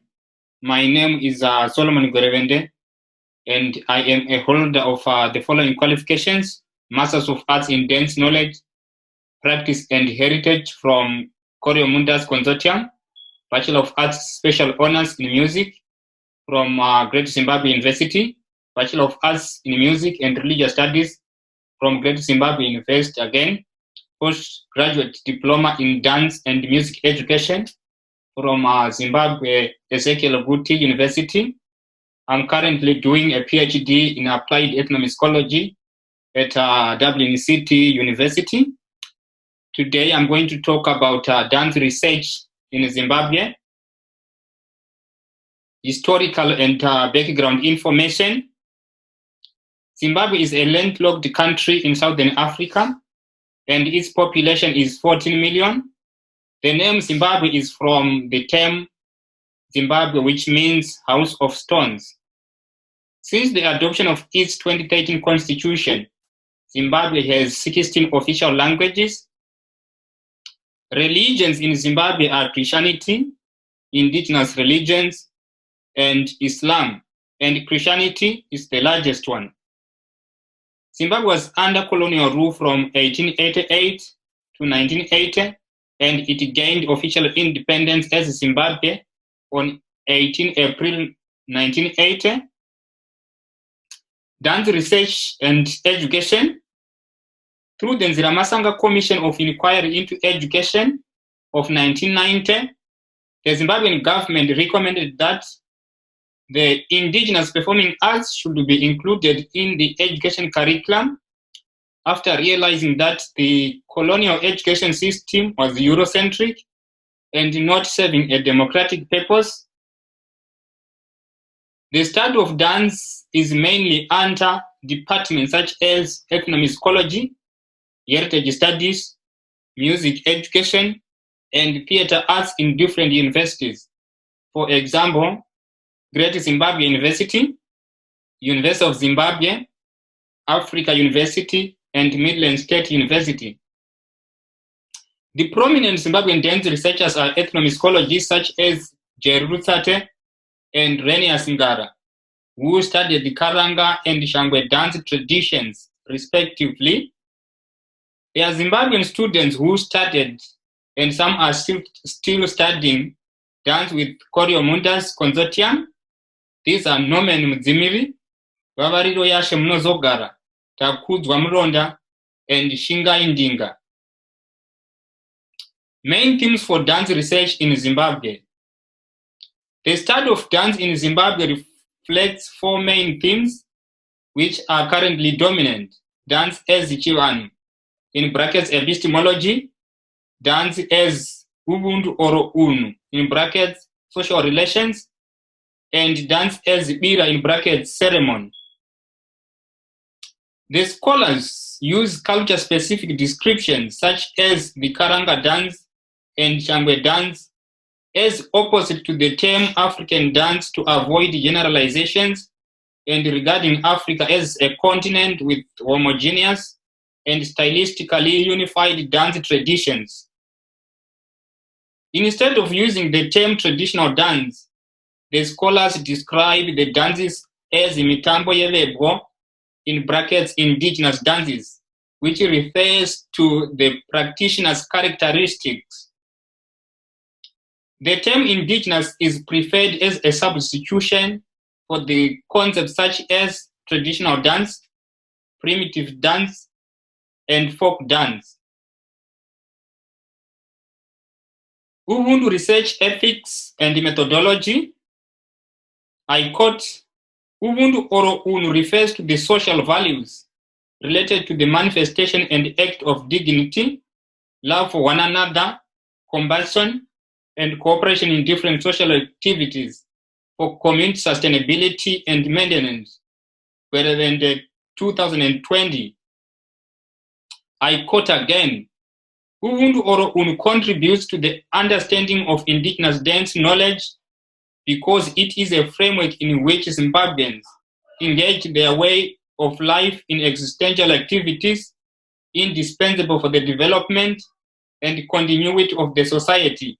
And this is according to Gwerevende 2019. Ethnographic fieldwork is at the center of dance research in Zimbabwe.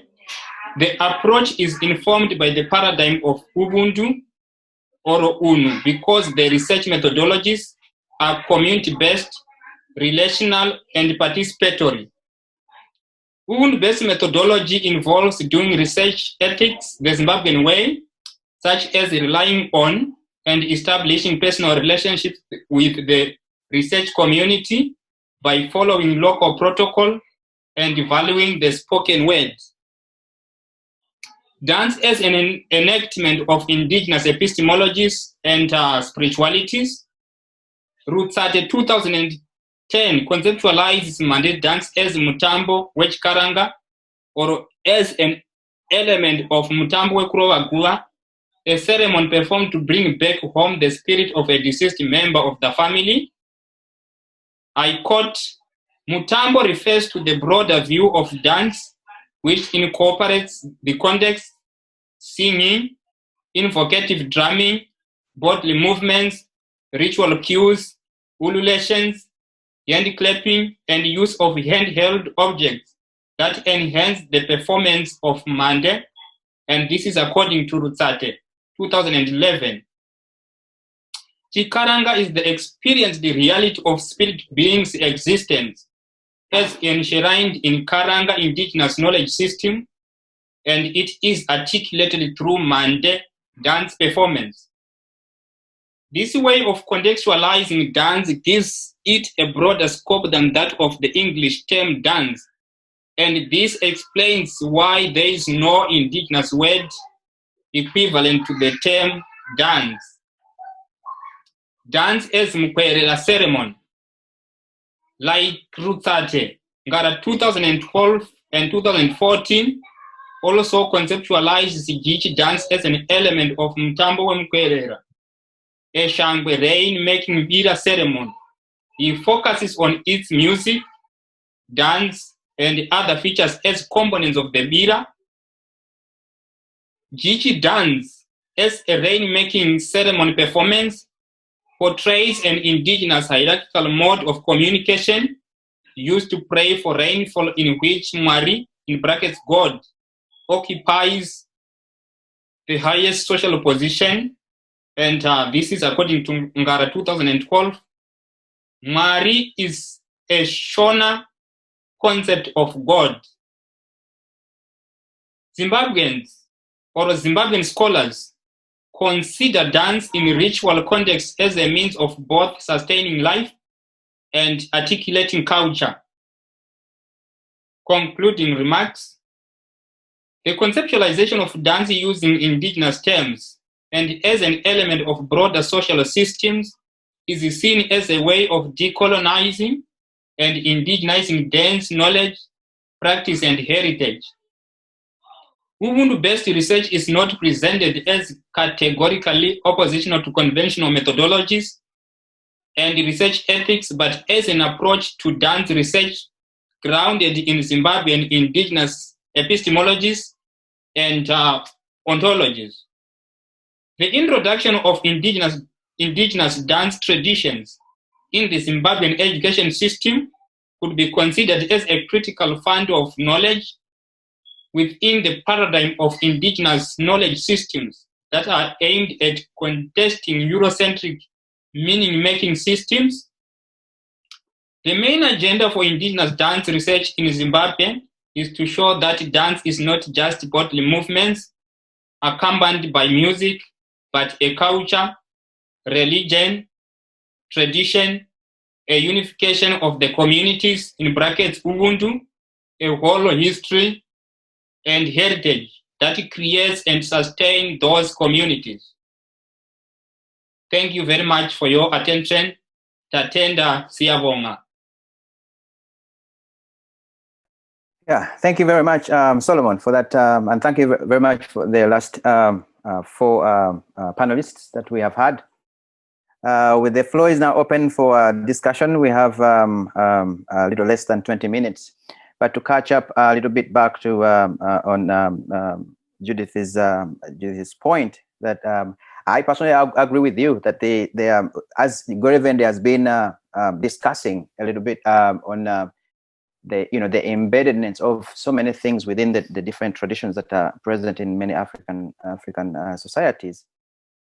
The issue is not about the methodology of the research, but about the agendas that are being used by the agendas that are present in the discourses and the discussions, academic discussions that are presented between the insider researchers and the researchers that are not born and raised in Africa. But yes, the methods as many have mentioned in the discussions that there are methodologies that have already that are established, academic methodologies, say ethnographic, and we have particular things that you cannot go against in the process.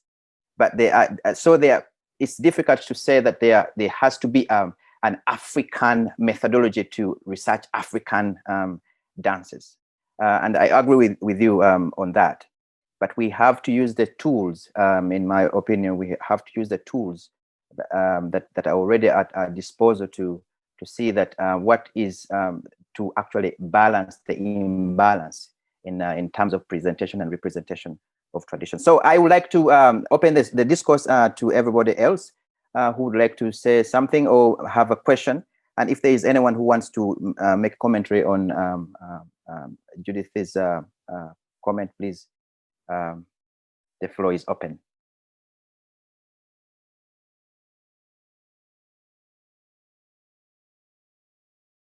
Yeah, we have some, yeah. And David had to leave, and Katarina also says wonderful presentations. Thank you very much from Brazil. Yeah, the floor is open in case there are any additions. We have a hand from Raimundo from Mexico. Please just unmute yourself and fire away. Thank you, Ronald. Well, I just would like to, about the comment of Judith, I would like to remind what many of our colleagues have shown, that most of their countries, they had got their independence just in 1980s.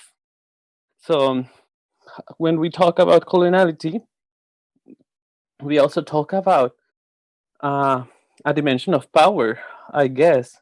And I am very happy that you feel so uncomfortable with that, because then it means we are doing something great. We are bringing this discussion to the table. And thank you very much to all my colleagues from Africa. And basically because you let me see how the different state of art in relation to the studies of dance, and even the usage of the word dance in this discussion is a little bit problematic.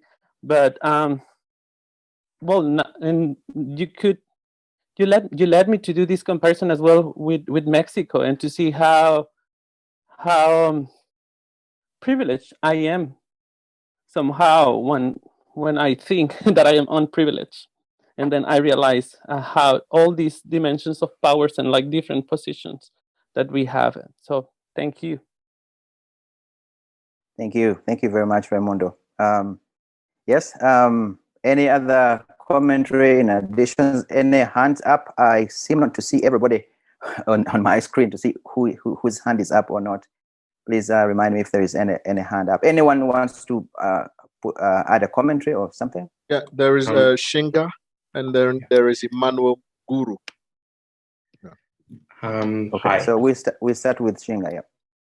Hi. Thank you so much for all these presentation. And I guess with I assume it's Professor Judith's comment, when we arrived as African students for this Coromandus, I'm a current Coromandus cohort 9, and when you arrived in September in France, and I've heard some of my colleagues say, "Oh, I love African music," and I'm like, it's a 54 country continent. I don't know what you're talking about, and that perpetration of Africa as a country is seen. And she does, I love Africa, and I'm like, what are you doing? And so it's there. When you speak of decolonization, it's these assumptions that we are trying to undo. And unfortunately, we had a lecturer, a guest lecturer, that said that oral tradition is the opposite of the written tradition. And I disagreed with them, because as a Western lecturer telling us that oral tradition is the opposite, when you use the word opposite, that's very problematic. And this is in 2020.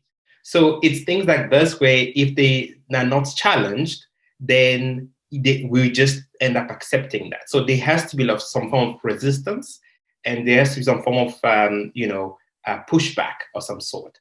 But on the other hand as well, that side of the coin, I find that even as us Africans, we fall into the category of, we use African in a single narrative amongst us as well.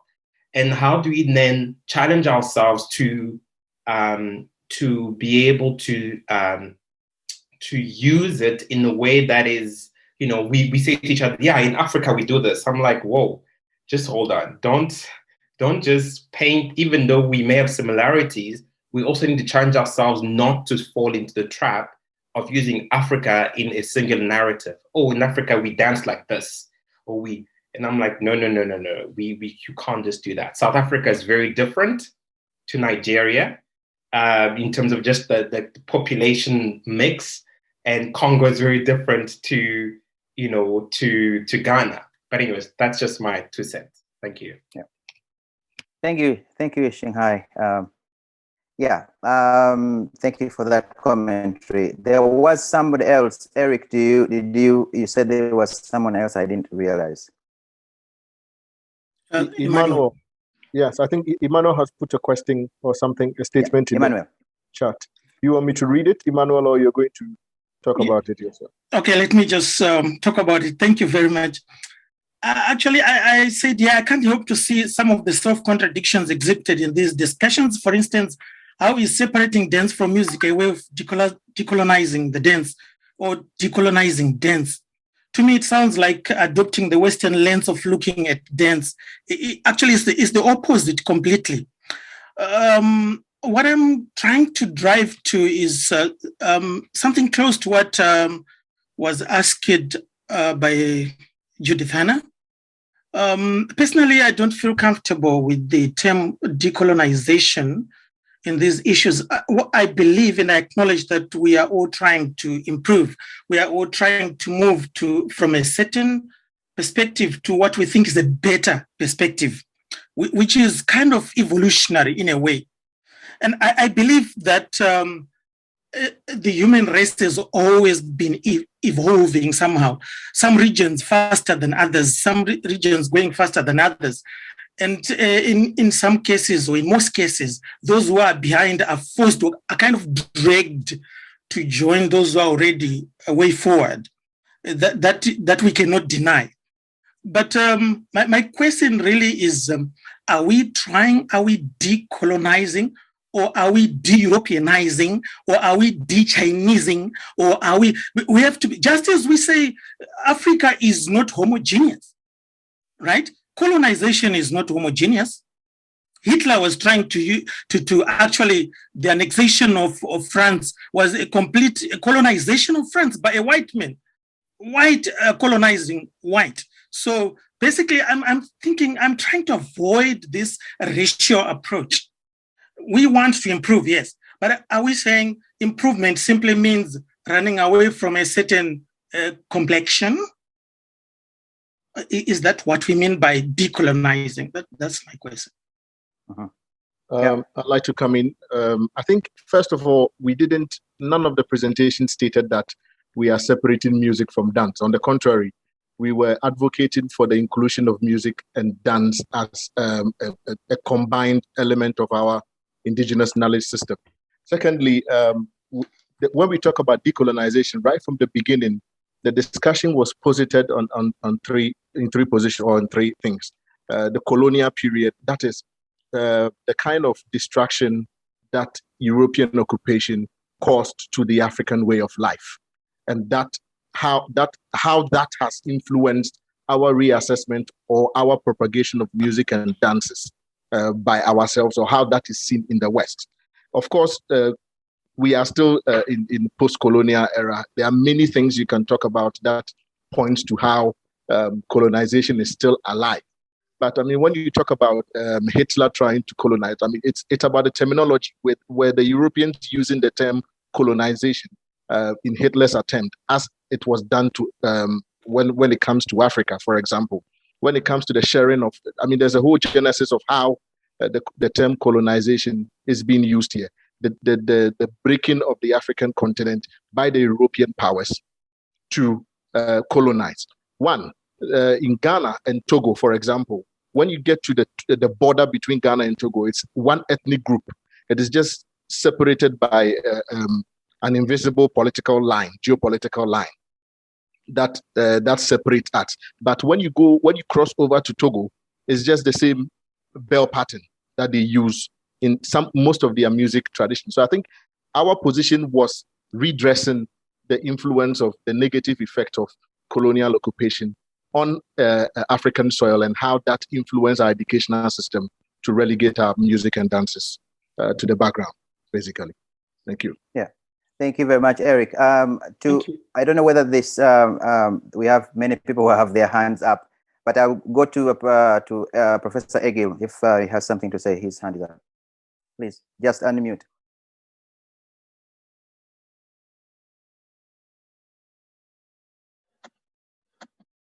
Sorry. I just want to say that it seems that the term decolonization is mystified. And as I see these projects, main virtue, it is that it is a simple and practical step towards decolonization in the way that it tries to show that there is a lot of research done by indigenous researchers in Africa that does not get attention enough, and it is trying to give them attention. That's simple decolonization. Thank you. Mm-hmm. Yeah, right. We have many hands up. Can we, maybe I don't see many people. Can we go to Samuel? Samuel, maybe you can unmute? Yes. Great. Thank you all the presenters. I think everybody has spoken and agreed that there's no single word equivalent for music and dance, which is great.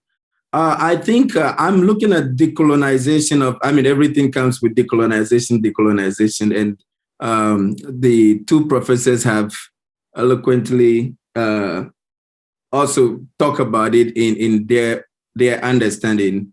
The way I'm thinking of this thing right now, based in terms of dance,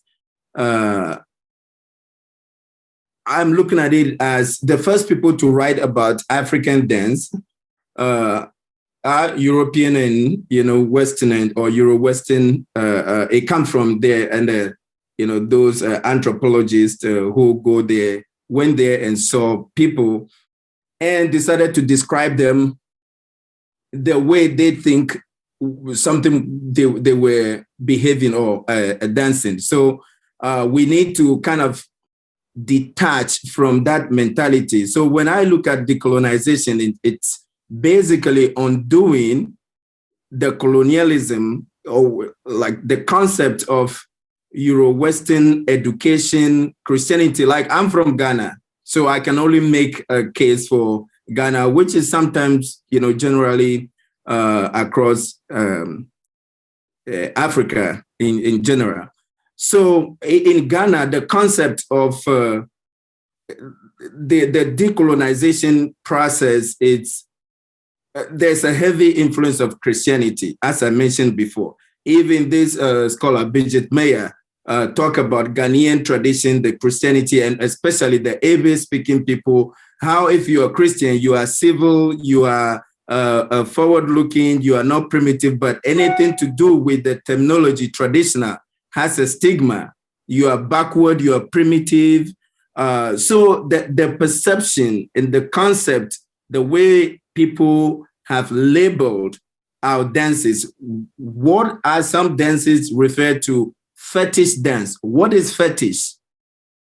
What is voodoo? Voodoo become a stain across the whole of Africa. Why should it be referred like that? But those are the dances that has a lot of philosophical knowledge that we can learn from. So decolonizing, we have to change the concept of how the dance was looked at and then restore. We need to find a way to look at the terminology, the heavy Western terminologies that we have been using. Like when I'm teaching dance, I don't use Ghanaian dance. I don't use the word second position. No, there's no such thing as second position or first position in Ghanaian dance. The concept of sitting, positioning in Agbaja dance performance has to do with the way people cultivate the land. And so you need to tell the history behind these dances or this musical performance for students to understand, then position themselves in that context. Not necessarily, okay, it may be closer to second position, therefore everybody get. No, I don't use those terminology. So we have to find a way, the students and our scholars, we have to find a way to create our own terminologies that define or that explain the concept. It's a complex, something wrapped in a bundle. We have to find a way to create our own terminology, as it was done in the case of Bakesimba Sylvia's thing. So then, secondly, we have to operate in the indigenous framework to reflect the people, the value of the particular ethnic group that we are researching. So we don't have to go with we learned the theories already. When we go there, what is the indigenous framework that we have to use? And that goes into what Eric was talking about, the agro concept, using the agro, the terminology, play. It's not just by mere definition play. There's so much going on in that play. That play is music. That play is dance. That play is drama. That play is so many things. So if you look at it from those indigenous way, a framework, then we'll be able to, open a dialogue and collaborate with other people to write our own story, to write our own history, and so many other things. So that's just some comment. And finally, part of it is look at what happened to Bakesimba. When the missionaries came, they said this is vulgar, this is that. And right now, when the indigenous framework and the approach, the concept have been pushed back. Now we have in the Catholic Church Bakesimba being played, in the Catholic Church. We have the traditional Agbaja being played in Christian churches now. The same people, when I was young, my father is a pastor. They said, don't go and watch this. Anytime I come back, I get a lot of lashes. Now I am playing that music in the Christian church. All the pastors in their robe and the clerical are dancing to it. So we just need to find a way of getting away the Western stain that was put on our dance music research. And then we, as the ambassadors, take the challenge and then find a way to erase that. Thank you. Thank you. Thank you very much, Samuel, for that long explanation. We have been granted 10 more minutes beyond the hour. So we have now 5 of them, and I will have to choose who to call upon to.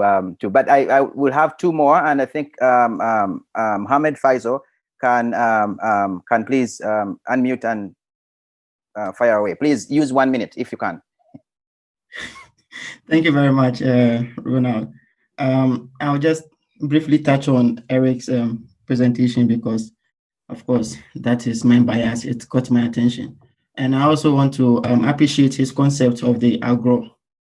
And in appreciating, I also want to stress that the agro should not be seen as like a reduction to play per se, because it has strong philosophical underpinnings through which we can basically understand the all-encompassing, Ghanaian art form.